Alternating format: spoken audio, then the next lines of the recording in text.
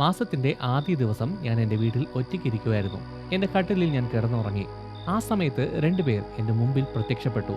അവർക്ക് നല്ല ഹൈറ്റ് ഉണ്ടായിരുന്നു. അത്രയും പൊക്കമുള്ളവരെ അതുവരെ എൻ്റെ ജീവിതത്തിൽ ഞാൻ കണ്ടിട്ടില്ല. അവരുടെ മുഖം സൂര്യനെ പോലെ തിളങ്ങുന്നുണ്ടായിരുന്നു. അവരുടെ കണ്ണുകൾ കത്തുന്ന വെളിച്ചം പോലെയായിരുന്നു. അവരുടെ വായിൽ നിന്ന് തീ പുറപ്പെടുന്നുണ്ടായിരുന്നു. അവരുടെ ചിറകിന് സ്വർണത്തേക്കാൾ തിളക്കമുണ്ടായിരുന്നു. അവരുടെ കൈകൾ മഞ്ഞിനേക്കാൾ വെളുത്തതായിരുന്നു. അവർ എൻ്റെ കട്ടിലിൻ്റെ മുമ്പിൽ നിന്നിട്ട് എന്നെ പേര് ചൊല്ലി വിളിക്കാൻ തുടങ്ങി. അങ്ങനെ ഉറക്കത്തിൽ നിന്ന് എഴുന്നേറ്റ സമയത്ത് ആ രണ്ടുപേരും എൻ്റെ മുമ്പിൽ നിൽക്കുന്നത് ഞാൻ വ്യക്തമായിട്ട് കണ്ടു. ഞാൻ അവരെ കണ്ട് ഞെട്ടി പേടിച്ചുപോയി. പേടി കാരണം എൻ്റെ മുഖത്തിൻ്റെ ഭാവം തന്നെ മാറി. ആ പുരുഷന്മാർ എന്നോട് പറഞ്ഞു, പേടിക്കേണ്ട ഹാനോക്കെ, ധൈര്യമായിട്ടിരിക്കുക. നിത്യനായ ദൈവമാണ് ഞങ്ങളെ നിന്റെ അടുത്തേക്ക് അയച്ചത്. കാരണം ഇന്ന് നീ ഞങ്ങളോട് കൂടെ സ്വർഗത്തിലേക്ക് കയറും എന്ന് പറഞ്ഞു. അതിനുശേഷം എന്നോട് പറഞ്ഞു, ഹാനോക്ക് വീട്ടിലില്ലാത്ത ഈ ദിവസങ്ങൾ വീട്ടുകാർ എന്താണോ ചെയ്യേണ്ടത് അതവരോട് നേരത്തെ തന്നെ പറയുക. സ്വർഗത്തിൽ നിന്ന് തിരിച്ചെത്തുന്നതുവരെ ഹാനോക്കിനെ ആരും അന്വേഷിക്കരുത് എന്ന് വീട്ടുകാരോട് പറയണം എന്ന് എന്നോട് പറഞ്ഞു.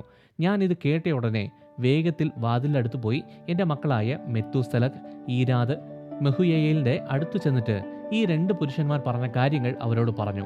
എല്ലാ കാര്യങ്ങളും ഹാനോക്ക് മക്കളോട് പറഞ്ഞതിന് ശേഷം ദൂതന്മാരുടെ ചിറകിൽ ഹാനോക്കിനെ ആദ്യ സ്വർഗത്തിലേക്ക് കൊണ്ടുപോയി. അങ്ങനെ പോകുന്ന സമയത്ത് മുകളിലേക്ക് നോക്കിയപ്പോൾ സ്വർഗം കണ്ടു. അവിടെ നിൽക്കുന്ന സമയത്ത് ദൂതന്മാർ ഒരു കടൽ കാണിച്ചു തന്നു. അത് ഭൂമിയിൽ ഉള്ളതിനേക്കാൾ ഭയങ്കര വലുപ്പമുള്ള കടലായിരുന്നു. അവരെൻ്റെ മുമ്പിൽ നക്ഷത്രങ്ങളെയും മൂപ്പന്മാരെയും ഭരണാധികാരികളെയും കൊണ്ടുവന്നു.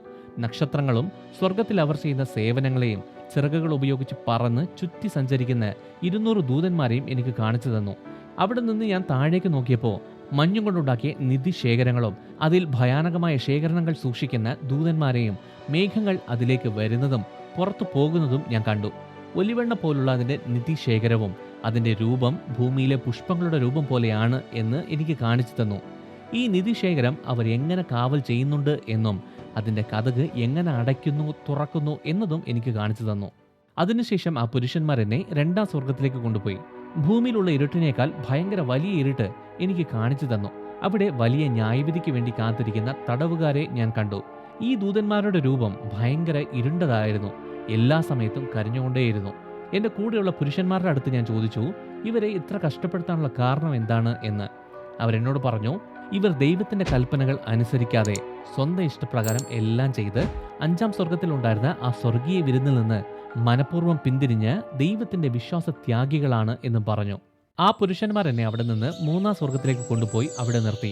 ഞാൻ താഴേക്ക് നോക്കിയ സമയത്ത് മരത്തിൻ്റെ ഫലങ്ങളെല്ലാം കിടക്കുന്നത് ഞാൻ കണ്ടു. ഇതുവരെ ഇത്ര മനോഹരമായ തോട്ടം ഞാൻ കണ്ടിട്ടില്ല. മധുര പൂക്കളുള്ള എല്ലാ മരങ്ങളെയും അതിനുള്ള പഴങ്ങളും അതിൽ നിന്ന് പുറപ്പെടുന്ന സുഗന്ധവും ഞാൻ കണ്ടു. അതിൻ്റെ നടുവിൽ ജീവവൃക്ഷം ഉണ്ടായിരുന്നു. ആ സ്ഥലത്ത് ദൈവം പർദീസിലേക്ക് വരുന്ന സമയത്ത് റെസ്റ്റ് എടുക്കാനുള്ള സ്ഥലവും ഉണ്ടായിരുന്നു.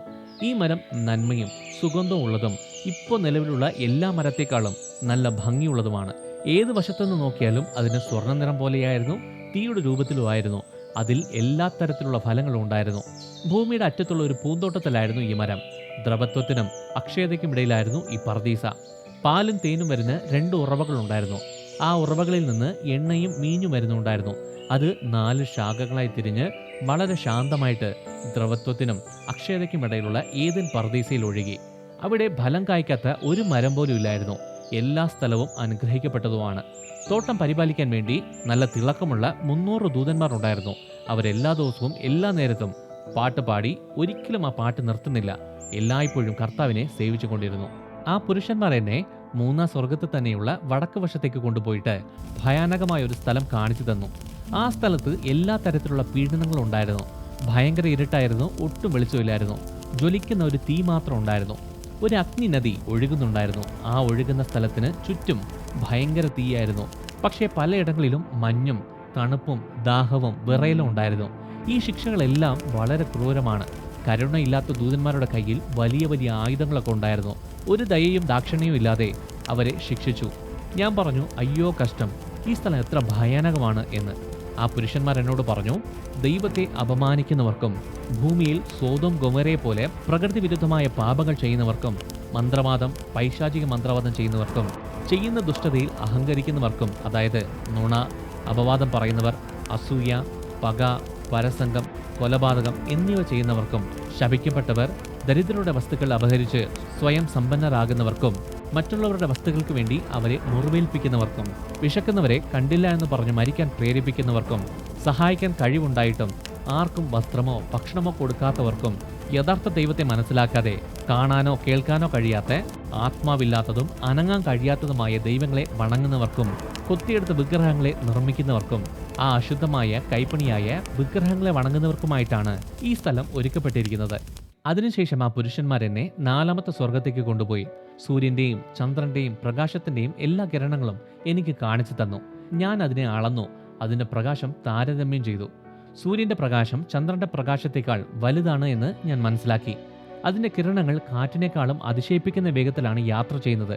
രാവും പകലും അതിന് വിശ്രമമില്ല. അത് യാത്ര ചെയ്യുന്ന സ്ഥലത്ത് ഒപ്പം 4 വലിയ നക്ഷത്രങ്ങൾ കൂടെയുണ്ട്. ഓരോ നക്ഷത്രത്തിനും കീഴിൽ, അതായത് സൂര്യന്റെ വലതുവശത്തേക്ക് 1000 നക്ഷത്രങ്ങൾ ഉണ്ടായിരുന്നു. അങ്ങനെ തന്നെ ഇടതുവശത്തും ഉണ്ടായിരുന്നു. അങ്ങനെ നോക്കിയാൽ ഏകദേശം 8000 നക്ഷത്രങ്ങൾ ഉണ്ടായിരുന്നു. അത് സൂര്യന്റെ കൂടെ സഞ്ചരിച്ചു. പകൽ 15,000 ദൂതന്മാരും രാത്രിയിൽ 5000 ദൂതന്മാരും അതിൽ ഉണ്ടായിരുന്നു. സൂര്യന് മുമ്പിൽ 6 ചിറകുള്ള ദൂതന്മാർ പുറപ്പെട്ടു. 100 ദൂതന്മാർ അതിനെ ജ്വലിപ്പിച്ച് പ്രകാശിപ്പിച്ചു. ഇതെല്ലാം കണ്ടതിനു ശേഷം ആ പുരുഷന്മാരെന്നെ 5ാം സ്വർഗത്തിലേക്ക് കൊണ്ടുപോയി അവിടെ നിർത്തി. അവിടെ മനുഷ്യരൂപത്തിലുള്ള ഗ്രിഗോറി എന്ന് വിളിക്കപ്പെടുന്ന ഒരുപാട്, അതായത് എണ്ണാൻ കഴിയാത്തത്ര സൈനികരെ ഞാൻ കണ്ടു. അവരുടെ രൂപമെന്ന് പറഞ്ഞാൽ ഭൂമിയിലെ മല്ലന്മാരുടെ വലിപ്പത്തേക്കാൾ വലുതായിരുന്നു. അവരുടെ മുഖം വാടിയതായിരുന്നു. അവർ ഒരു വാക്കുപോലും മിണ്ടിയില്ല. ഈ 5ാം സ്വർഗത്തിൽ ഒരു ദൂതന്മാരും സേവ ചെയ്യുന്നില്ലായിരുന്നു. എന്റെ കൂടെ ഉണ്ടായിരുന്ന പുരുഷന്മാരോട് ഞാൻ ചോദിച്ചു, എന്തുകൊണ്ടാണ് ഇവരുടെ മുഖം വാടിയിരിക്കുന്നത്? ഇവരാരും ഒന്നും തന്നെ സംസാരിക്കാത്തതിന്റെ കാരണം എന്താണ്? ദൂതന്മാർ ഈ സ്വർഗത്തിൽ സേവ ചെയ്യാത്തതിന്റെ കാരണം എന്താണ് എന്ന്. അവരെന്നോട് പറഞ്ഞു, ഇവർ ഗ്രിഗോറികളാണ്. ഇവരെല്ലാവരും സാത്താന്റെ കൂടെ ചേർന്ന് ദൈവത്തെ തള്ളിക്കളഞ്ഞു. ഇതിൽ ബാക്കിയുള്ളവരാണ് 2ാം സ്വർഗത്തിലുള്ളത്. അവരിൽ 3 പേർ കർത്താവിന്റെ സിംഹാസനമുള്ള സ്വർഗത്തിൽ നിന്ന് ഭൂമിയിലെ ഏർമാൻ എന്ന മലകളിലുള്ള സ്ഥലത്തേക്ക് ഇറങ്ങി. അവർക്കുണ്ടായിരുന്ന നിയമങ്ങളൊക്കെ ലംഘിച്ച് മനുഷ്യപുത്രിമാർ എത്ര സുന്ദരിമാരാണെന്ന് കണ്ട് അവരെ ഭാര്യമാരായിട്ട് എടുത്തതുകൊണ്ട് ഭൂമിയെ മലിനമാക്കി.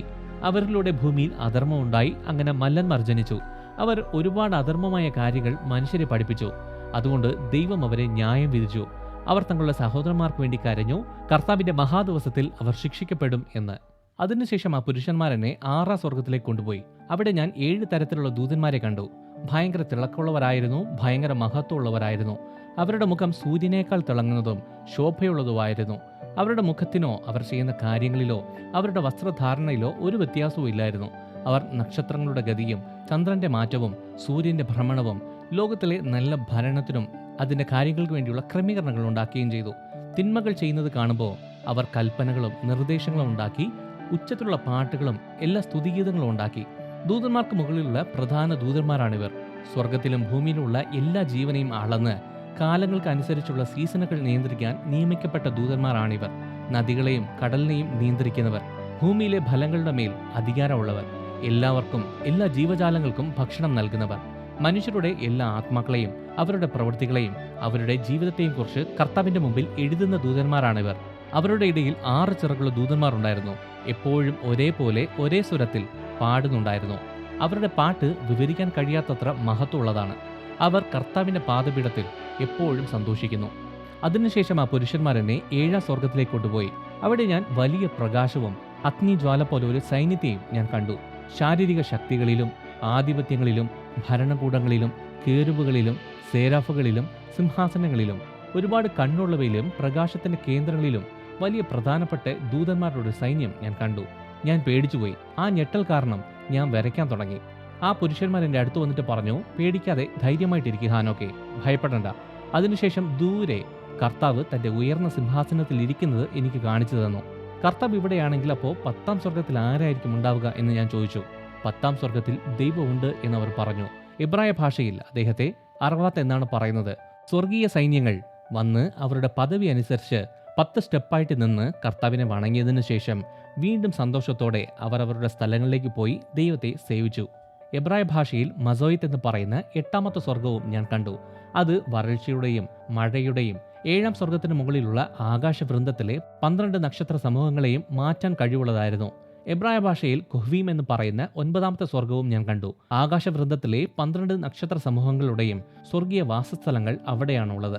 അറവോത്ത് എന്ന് വിളിക്കപ്പെടുന്ന 10ാം സ്വർഗത്തിൽ ഇരുമ്പ് തീയിൽ തിളങ്ങുന്നത് പോലെയും അതിൽ നിന്ന് തീപ്പൊരി ചിതറി കത്തുന്നത് പോലെ കർത്താവിന്റെ മുഖം ഞാൻ കണ്ടു. അങ്ങനെ അവസാനം ഞാൻ കർത്താവിന്റെ മുഖം കണ്ടു. പക്ഷേ കർത്താവിന്റെ മുഖം അത്ഭുതമായ, വളരെ ഭയാനകമായ, ഭീതി തോന്നിക്കുന്ന രീതിയിലായിരുന്നു. കർത്താവിന്റെ ആ മഹത്വത്തെയും അദ്ദേഹത്തിൻ്റെ അതിശയകരമായ മുഖത്തെക്കുറിച്ച് ഞാൻ ആരോട് പറയും?